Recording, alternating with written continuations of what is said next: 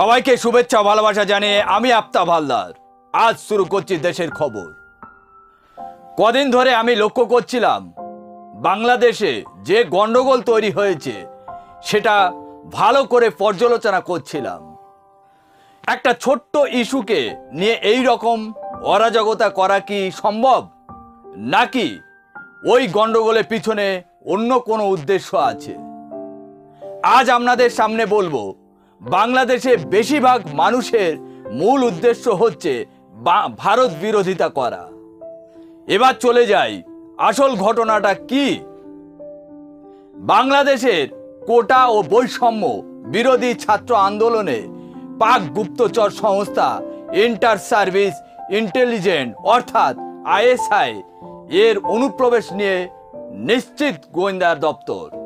ভুয়ো displayed picture বানিয়ে পড়ুয়া সেজে 2 মাস ধরে সোশ্যাল মিডিয়ায় লাগাতার উস্কানি দিয়ে গিয়েছে পাক গুপ্তচরেরা। আর এদের সাহায্য করেছেন জামাতের ছাত্র সংগঠন ইসলামী ছাত্র শিবির। সোশ্যাল মিডিয়ায় এরা কেউ ঢাকা, কেউ সিলেট, কেউ চট্টগ্রাম, কেউ নিজেকে রাজশাহী বিশ্ববিদ্যালয়ের ছাত্র হিসাবে পরিচয় দিয়েছে এবং লাগাতার শেখ হাসিনা সরকারকে ও ভারত বিরোধী প্রোপাগান্ডা চালিয়ে গেছে। সোশ্যাল মিডিয়ায় এরকম 15 থেকে 16 জন পাক গুপ্তচরের হদিশ পেয়েছে গোয়েন্দা দপ্তর। এদের মধ্যে 3-4 জন পাকিস্তানি হলেও বাকিরা বাংলাদেশের নাগরিক।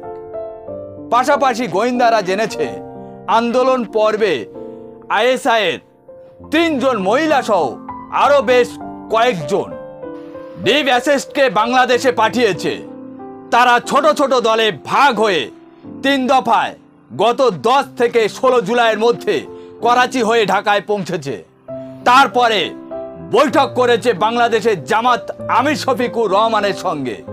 তবে হাসিনা সরকারকে উৎখাত এবং ভারত বিরোধিতার এই প্ল্যান গত 2 বছর ধরে করে আসছে লন্ডন নিবাসী খালেদা জিয়ার পুত্র তারেক রহমান। এই পর্বে গোয়েন্দারা জেনেছে কোটা এবং বৈষম্য বিরোধী ছাত্রদের অংশগ্রহণ অনেকটাই ছিল স্বতঃস্ফূর্ত। সেই সুযোগকে কাজে লাগিয়ে ভারত বিরোধিতা বাড়তি অক্সিজেন জুড়ে দিতে আইএসআইরা আসরে নামেন।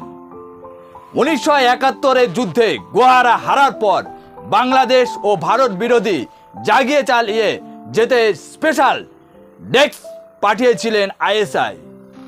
জন আন্দোলনের আড়ালে সেই অপারেশন সাইক্লোনকে ফের সক্রিয় করেছে ইসলামাবাদ। তাদের সঙ্গে সঙ্গ দিয়েছে জামাত এবং আইএসআই।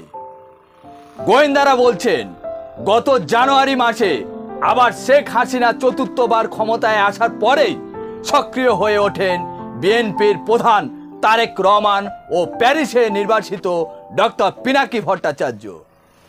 আসরে নেমে পড়েন বিএনপির সঙ্গে যুক্ত আরব আমিরশাহীর প্রধান জাকির হোসেনও।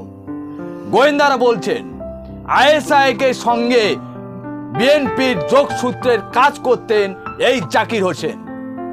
জাকিরের মাধ্যমে একবার জেড্ডায় এবং এবছরের জানুয়ারি মাসে লন্ডনে আইএসআই এর 2 আধিকারিক প্রাক্তন পাক নেতা কর্তা জাভেদ মেহেদি ও সাইদ মেহবুদের সঙ্গে বৈঠক করেন তারেক রহমান। সেখানেই ঠিক হয় হাসিনা সরকারকে সমর্থন না করার জন্য আর ভারত বয়কটে আন্দোলন। তারেক রহমানের নির্দেশে শুরু হয় ইন্ডিয়া আউট এবং ইন্ডিয়া প্রোডাক্ট বয়কট অভিযান। প্যারিসে বসে বাংলাদেশে সমাজ মাধ্যমে এই বয়কট অভিযান শুরু করেছিলেন পিনাকি ভট্টাচার্য।